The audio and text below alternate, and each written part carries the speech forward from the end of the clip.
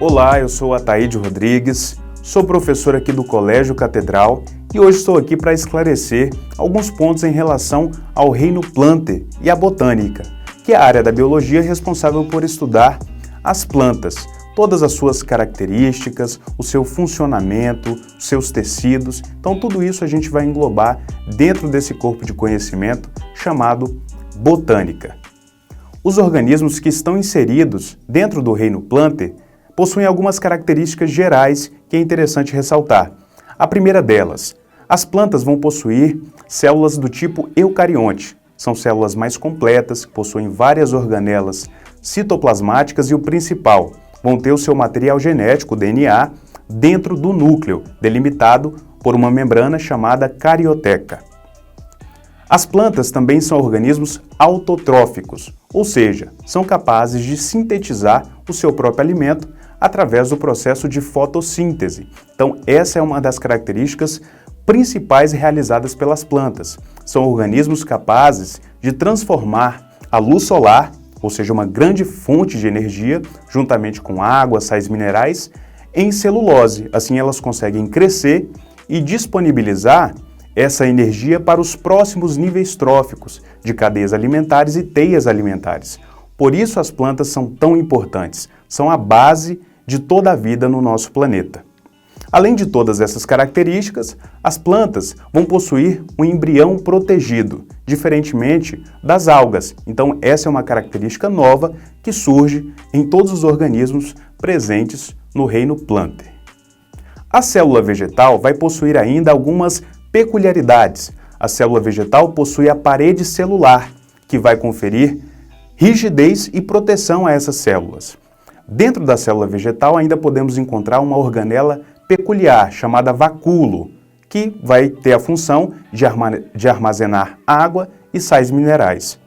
Ainda na célula vegetal podemos encontrar uma organela típica da célula vegetal, que são os cloroplastos. Dentro do cloroplasto nós encontramos o pigmento fotossintetizante, que é a clorofila.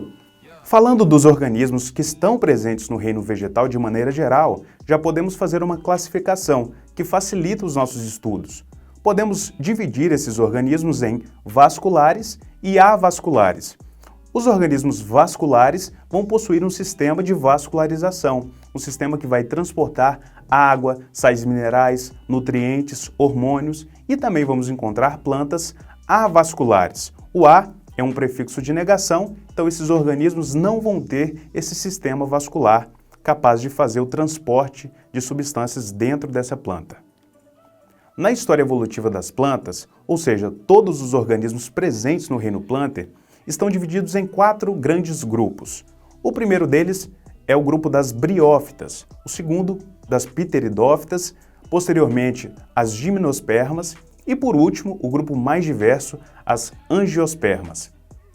O grupo das briófitas é o primeiro grupo na história evolutiva dessas plantas. São plantas muito simples, ainda não vão possuir vasos condutores de seiva, ou seja, são avasculares, não vão possuir ainda frutos, nem flores, nem sementes. Então é o grupo que faz a transição das algas para as plantas, né? Mas as briófitas não são menos importantes.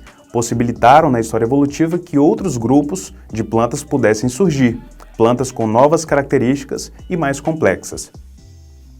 O segundo grupo na história evolutiva das plantas, depois das briófitas, são o grupo das pteridófitas. Nesse grupo podemos encontrar exemplares como as avencas, samambaias, xaxins e são plantas que inauguram uma nova característica, ou seja, são plantas vasculares. Essas plantas já vão possuir o sistema vascular capaz de transportar nutrientes, o que possibilitou que essas plantas já fossem maiores, pudessem ocupar novos espaços. O processo de reprodução vai ser como o das briófitas, né? Elas têm uma fase gametofítica e uma fase esporofítica. No grupo das gimnospermas, uma característica muito importante vai ser inaugurada, que é a presença das sementes. Isso possibilitou que esse grupo pudesse se diversificar e ocupar vários outros espaços ao longo do planeta Terra. São plantas extremamente grandes, ou seja, possuem vasos condutores de seiva também, e os principais exemplares que vamos encontrar aqui são os pinheiros, as araucárias e também as coníferas. O último grupo na história evolutiva das plantas é o grupo das angiospermas. Nesse grupo nós vamos encontrar e reunir todas as características anteriores. Então são plantas vasculares, plantas que vão possuir semente, flor e fruto.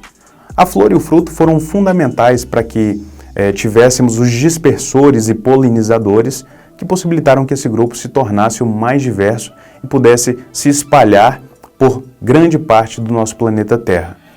Vamos encontrar flores aqui que podem possuir os dois sexos na mesma flor, tanto o androceu e o gineceu na mesma flor, ou flores com sexos separados. O androceu, que é a parte masculina em uma flor, e o gineceu, que é a parte feminina da planta, em outra flor. Agradeço a todos, muito obrigado e bons estudos!